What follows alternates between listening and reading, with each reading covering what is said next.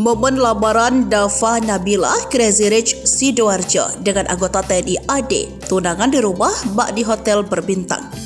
Kabar bahagia datang dari Crazy Rich Sidoarjo, Dafa Nabila. Pasalnya Dafa, panggilan akrabnya, telah menggelar acara lamaran dengan sosok pria berstatus anggota TNI AD. Bukan perihal lamarannya, namun momen tunangan hanya digelar di rumahnya dengan konsep mewah. Novander Akbar, pria yang sukses lulukan hati pengusaha kaya raya tersebut, dan sampai akhirnya mereka menggelar acara ini.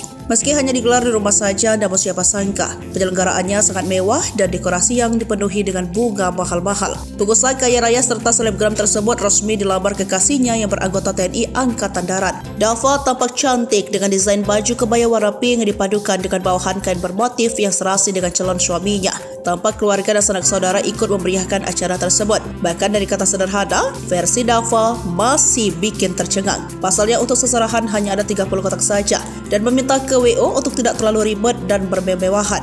Tidak sampai di situ saja, bahkan untuk acara demi acara pun sudah direncanakan sangat matang oleh pihak WO dan Dafa. Band akan diberikan panggung seadanya, dan ternyata panggung tersebut di atas kolam renang yang terbuat dari kaca.